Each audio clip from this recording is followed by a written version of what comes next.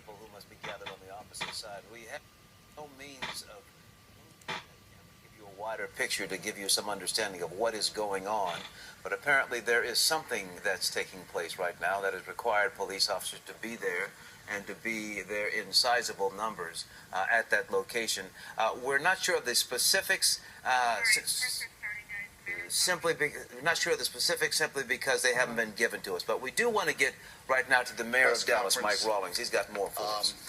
I'll make a couple of comments after Chief Brown, and then we'll take a couple of questions.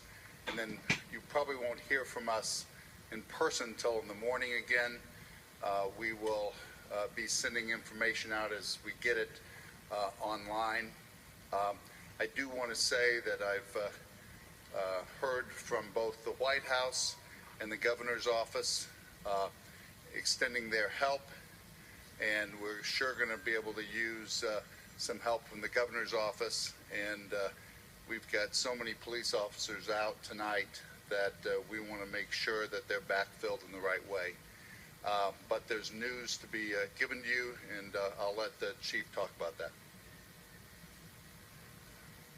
Currently, we are in negotiations with a suspect involved in these shootings at the garage of El Centro in downtown Dallas. This suspect we're negotiating with for the last 45 minutes has been exchanging gunfire with us and not being very cooperative in the negotiations.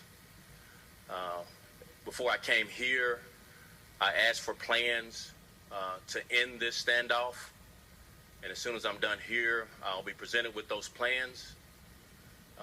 In addition to this second floor garage, as we recap the previous press release, we have in custody a female who was in the same area of the El Centro garage, and we followed a Mercedes with two suspects who had camouflage bags, who officers end up stopping on traffic in the Oak Cliff area near Polk and 67, and they are in custody and being interviewed.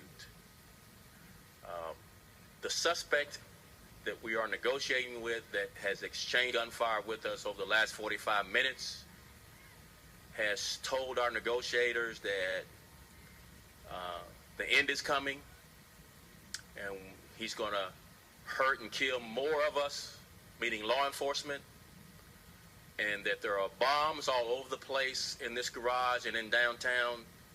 So we are being very careful in our tactics so that we don't injure or put any of our officers in harm's way, including the citizens of Dallas, as we negotiate further. We still don't have a complete comfort level that we have all the suspects. So we will continue a very, very rigorous investigation and search of downtown. We're likely to be working throughout the early morning hours of Friday until we are satisfied that all suspects have been captured and have an opportunity to be interviewed so that we can fully understand what's motivated this attack on our officers. As I mentioned in the press release before we came out, one of our officers who was in surgery that we had hopes would survive passed, bringing the total count of officers passed away to 4. 3 Dallas police officers and 1 Dart officer.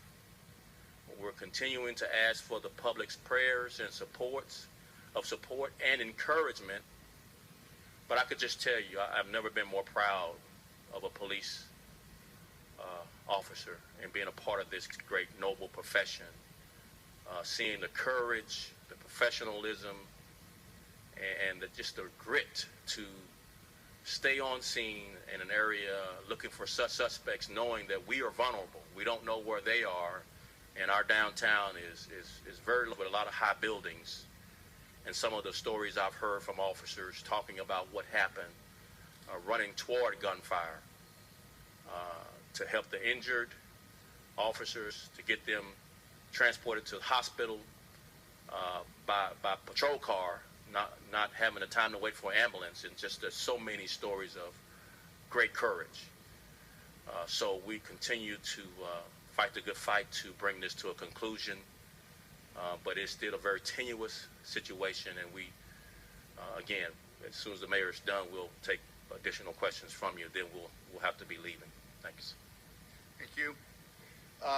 Concerning what is going to happen tomorrow morning, this is still an active crime scene, and we are determining right now how big that crime scene is. There are many people that work in the downtown area. We ask them to stay away from that crime scene. Now, how are you going to know where it is? We're going to post it on DallasCityNews.net. And you can check with your buildings that you work in and make sure that those buildings are open. We've got to support our police force and do their job to make sure we get to the bottom and the root cause of all of this. So please make it easy for the police force and other citizens to check your traffic routes in the morning before you come in. I want to add that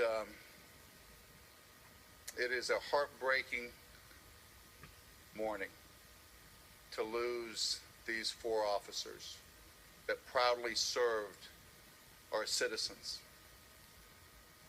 To say that our police officers put their life on the line every day is no hyperbole, ladies and gentlemen. It's a reality. We as a city, we as a country, must come together, lock arms, and heal the wounds that we all feel from time to time. Words matter. Leadership matters at this time.